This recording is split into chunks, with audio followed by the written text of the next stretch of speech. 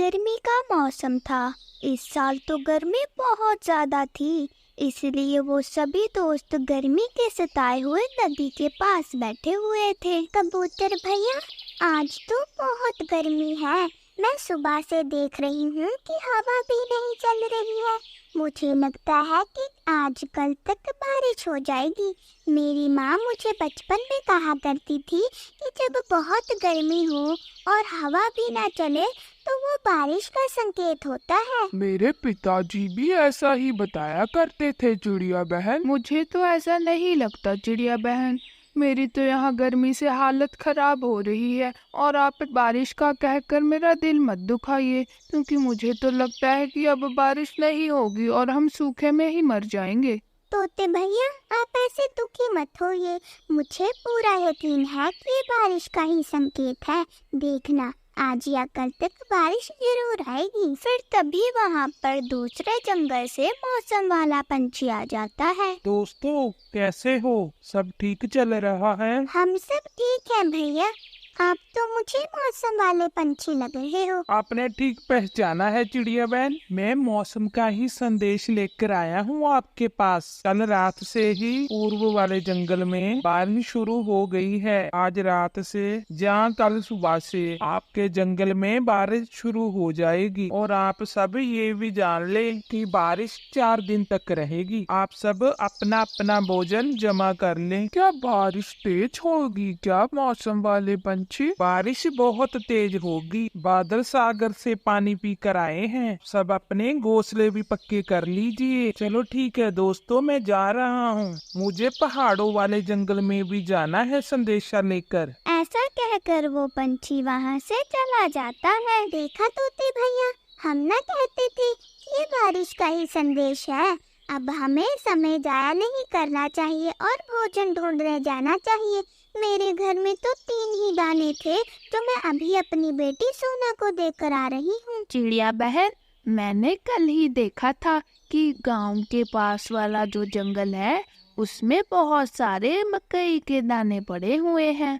हम वो दाने ले आते हैं। ये तो बहुत अच्छी बात है तोते भैया। इससे हमारा भोजन ढूंढने में समय भी जाया नहीं होगा। वैसे हम तीनों ने अभी अभी कुछ ही समय पहले तो अपने घोंसले ठीक किए हैं। अब हमें घोंसले ठीक करने की भी जरूरत नहीं है। हम जल्दी से भोजन इकट्ठा कर लेते हैं, फिर बारिश के दिनों में हम आराम से बैठकर खाएंगे। कबूतर भैया, मैं और तोता जाकर भोजन लेकर आते हैं। आप ऐसा करें कि आप वो कौओं को बताएं कि वो हमारे साथ भोजन लेने चलें, क्योंकि आज कल तक बारिश शुरू हो जाएगी। फिर वो सब दोस्त ऐसा ही करते हैं। कबूतर उन दोनों कौवे के पास जाता है। वो कौवे तो इतनी धूप में भी सो रहे थे। ओए कौवे, अपना मुंह बंद कर कर सो, कहीं तुम्हारे मुंह में कोई मक्खी ना चली जाए। फिर वो दोनों कौवे उठ जाते हैं। मैं तो अपना मुंह बंद कर लूंगी, लेकिन तुम अपना मुंह दूसरी तरफ करके बात करो। तुम्हारे मुंह से बहुत बदबू आ रही है। लगता है तुम तो महीने बाद ही ब्रश करते होगे। मेरे पास तुम्हारी इन फजूल बातों को सुनने का समय नहीं है। मुझे चिड़िया ने भेजा है। हमारे जंगल में आज रात से या कल सुबह से बारिश शुरू हो जाएगी। हम लोग भोजन ढूंढने जा रहे हैं। अगर तुम दोनों को भोजन लेना है तो तुम हमारे साथ भोजन ढूंढने जा सकते हो। पत्नी जी, मेरे तो सुबह से पंखों में दर्द हो रहा है। मेरे से तो उड़ा भी नहीं जाएगा। आप ही जाकर भोजन ले आए। अगर तुम्हारे पंखों में दर्द हो रहा है तो क्या मेरी कौन सी तबीयत ठीक है? मेरे तो खुद पेट में दर्द हो रहा है सुबह से। ओए कबूतर, तुम जाओ, मैं अपने भाइयों को फोन कर दूंगी। वो मुझे आकर दाना दे जाएंगे। पूरे 5 भाई हैं मेरे। अगर 5 भाई एक एक भी दाना देकर जाएंगे तो 5 दाने बहुत है हमारे लिए। तुम दोनों पति पत्नी काम चोर, भोजन चोर और बहुत ही आलसी हो। कोई भी काम नहीं करना चाहते। तुम्हारा तो घोंसला भी टूटा हुआ है। ऐसा कहकर वो कबूतर वहाँ से जल्दी से भाग जाता है। कबूतर भैया, आपने तो बहुत देर कर दी आने में। आज के बाद मैं उन दोनों आलसी कौवों के घर में कभी नहीं जाऊंगा। वो कौवी मुझे कह रही थी कि मेरे मुंह में से गंदी बदबू आ रही है। वो नहीं आए। क्यों? पूरे 4 दिन बारिश होगी, फिर वो कौवे क्या खाएंगे? वो कह रही थी कि उसके पूरे 5 भाई हैं। वो उसे ढेर सारा भोजन दे जाएंगे और किसी को ज्यादा पूछना है तो सीधा उनसे ही जाकर बात कर ले और अपनी बेइज्जती करवा ले। अब आप छोड़े कबूतर भैया उनकी बातें, वो कौवे तो ऐसे ही हैं। फिर वो सभी दोस्त मकई के भुट्टे अपने पंजों में पकड़कर वहाँ से उड़ते हैं। रास्ते में चिड़िया को एक लोहार नजर आता है और फिर वो सभी दोस्त एक पेड़ पर बैठ जाते हैं। चिड़िया उन्हें कहती है, कबूतर और तोते भैया रुके, मुझे उस लोहार के पास जाना है। फिर वो चिड़िया और उसके दोस्त उस लोहार के पास चले जाते हैं। चिड़िया बहन, आपको इस लोहार से क्या काम है भला? अभी बताती हूँ आपको तोते भैया। लोहार भाई, आप मुझे एक ऐसा पिंजरा दें जिसे लगाने से हमारा भोजन चोरी ना हो और वो चोर भी उस पिंजरे में फंस जाए। मेरे पास है ऐसा पिंजरा चिड़िया बहन, लेकिन आपको 4 दाने मकई के देने होंगे। उस पिंजरे में फंसने के बाद चोर उल्टा लटक जाता है। ये लो लोहार भैया, आपके 4 दाने मकई के, और मुझे वही पिंजरा दो जिससे चोर उल्टा लटक जाता है। फिर वो लोहार चिड़िया को वही पिंजरा दे देता है। चिड़िया उस पिंजरे को लेने के बाद अपने दोस्तों के साथ वहाँ से उड़ जाती है। चिड़िया बहन, आपने ये पिंजरा लेकर बहुत अच्छा किया। आपका तो भोजन हर बार चोरी हो जाता है, इस बार तो वो चोर हमें मिल ही जाएगा। इस बार हम उसे पीट पीट के जंगल से ही बाहर निकाल देंगे।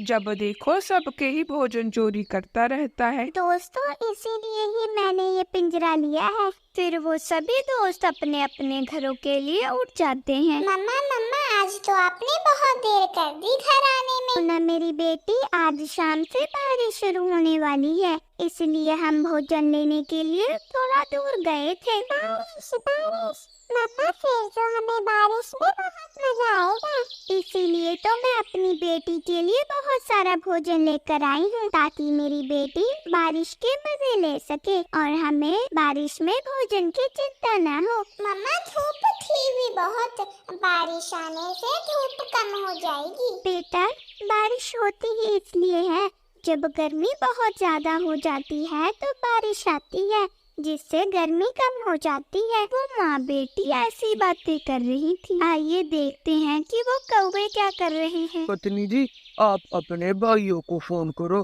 ताकि वो हमें दाना दे जाएं। कहीं ऐसा ना हो बारिश शुरू हो जाए, फिर हमें भूखा ही रहना पड़ेगा। पति जी देखना, मेरे भाई तो पूरी तेज बारिश में भी अपनी बहन को भोजन देने आ जाएंगे। वो सभी आपस में ऐसे बातें ही कर रहे थे, तभी आसमान पर बादल जोर से गरजता है और तेज बारिश शुरू हो जाती है। बारिश तो बहुत तेज थी। हाँ पति जी, घंटी तो जा रही है मगर कोई फोन नहीं उठा रहा। हाँ, उठा लिया।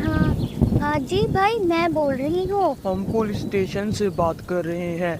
ये पांचों के पांचों आपके भाई चोरी करते हुए पकड़े गए हैं। क्या आप ये क्या कह रहे हैं? हाँ, जो तुम सुन रही हो, ये पांचों अगर तुम्हारे भाई हैं तो हमें अपना एड्रेस बताओ ताकि हम तुम्हें भी पकड़ सके। ऐसा सुनकर वो कौवी तो जल्दी से फोन काट देती है। पत्नी जी, आपके भाई ने क्या कहा? वो कौवी अपने पति के सामने झूठ बोलती है। वो पति जी, मेरे ना पांचों के पांचों भाई ना साथ वाले जंगल में मेला देखने गए हैं। अच्छा, तो आपके पांचों भाई में से कोई भी भोजन देने नहीं आएगा? पति जी, आप मुझे खामखा टेंशन मत दे, मैं पहले ही बहुत परेशान हूँ।